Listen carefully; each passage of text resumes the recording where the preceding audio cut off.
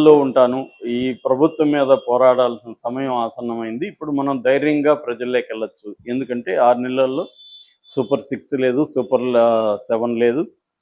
Government ఖర్చు అన్ని రకాలుగా ఫెయిల్ అయింది. ఎడ్యుకేషన్ సెక్టర్ కంప్లీట్‌గా ఇదైంది. పిల్లలకి ఇస్తామన్న ప్రతి బిడ్డకి ఇస్తామన్న డబ్బులు ఇవ్వలేదు. అట్లాగే రైతులకి ఇస్తామన్న 20,000 ఇవ్వలేదు.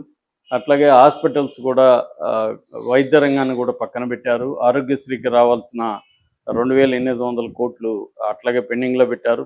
వసతి దీవెన 11,000 అది ఆహ్, ఇవ్వట్లేదు. తర్వాత 108, 104 సిబ్బందికి జీతాలు 4 నెలల నుంచి జీతాలు ఇవ్వట్లేదు. ఇట్లా మొత్తం సమస్యల్ని కూడా ఆయన ఏకరువు చేశాడు. సో, దీంతో మనం ఇప్పుడు ధైర్యంగా పోవచ్చు. అప్పుడు మనం 99% ఇది చేసాము. హామీల్ని నెరవేర్చాము.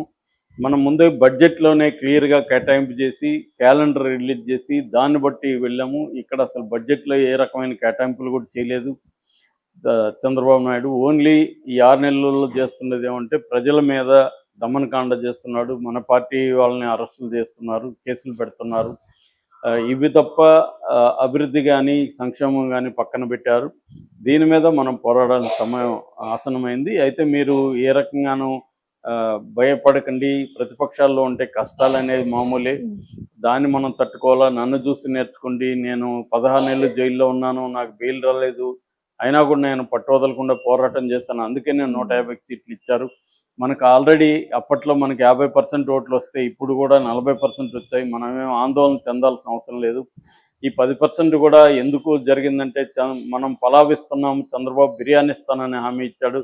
ప్రజలు కొంత బిర్యానీకి ఆశపడ్డారు. ఇప్పుడు బిర్యానీ పోయింది, పలావ్ కూడా ఇవ్వట్లేదు. సో, కాబట్టి మనం పోరాడాలి అని చెప్పాడు. ముఖ్యంగా ఏంటంటే 20,000 రైతులకు ఇవ్వాలి, పెట్టుబడి ఇవ్వాలి. తర్వాత మద్దతు వాళ్ళ ధాన్యానికి మద్దతు ధర ప్రకటించాలి. ఉచిత బీమాని పునరుద్ధరించాలి.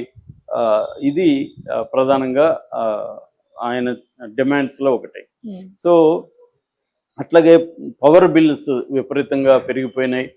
దానికి కూడా నా మీద వేస్తున్నారు. ఈ ప్రభుత్వం అసమర్థతని నా మీదకి చెప్తున్నారు. అట్లాగే ఫీజు రీయింబర్స్‌మెంట్ అనేది కూడా చేయట్లేదు. ఇలాగ మొత్తంగా ఈ 6 నెలల్లో కూటమి ప్రభుత్వ వైఫల్యాలు ఏవేవి ఉన్నాయి దాని మీద పోరాడాలి.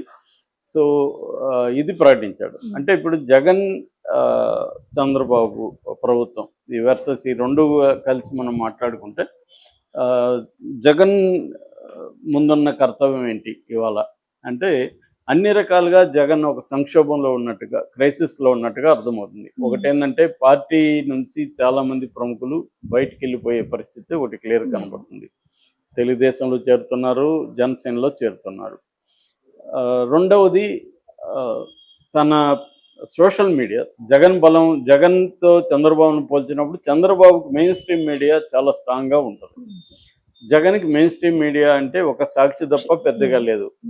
TV9, NTV లాంటివి ఎలక్షన్ ముందు కొంత చేసే కానీ ఇప్పుడు గట్టిగా జగన్ వైపు ఉండి గట్టిగా తెలుగుదేశం మీడియా రోల్ ఎలా ఉందో ఆ స్థాయిలో జగన్కి లేవు. అవి ఉండేది ఒక సాక్షి ఇన్ఎఫెక్టివ్ అనేది అందరూ ఈవెన్ వైసీపీ వాళ్ళు కూడా సాక్షి పేపర్ అంటే పట్టించుకోరు. ఇది పనికిమాలిన పేపర్ అన్నట్టుగా మీడియా అన్నట్టుగా చూస్తారు. ఎందుకంటే అది ఎఫెక్టివ్గా పనిచేయట్లేదు అనేది ఎప్పటి నుంచో ఉన్న విమర్శ. కాబట్టి వాళ్ళకి స్ట్రాంగ్గా ఉండేది సోషల్ మీడియా. దాన్ని క్రాక్ చేయడానికి చంద్రబాబు ప్రభుత్వం ప్లాన్ చేస్తుంది. సో, టార్గెట్ చేసి వరుసగా దాదాపు ఇప్పటి వరకు ఒక 500 మందిని పైన టార్గెట్ చేశారంటున్నారు. దాదాపు 100 మంది పైన కేసులు పెట్టి అరెస్టులు చేశారని చెప్తున్నారు. ఎప్పుడైతే పెద్ద స్థాయిలో ఉన్న వాళ్ళ మీదంతా కూడా వర రవీందర్ రెడ్డి కావచ్చు, సజ్జల భార్గవ రెడ్డి కావచ్చు, ఇంకా చాలామంది మీద కేసులు ఉన్నాయి.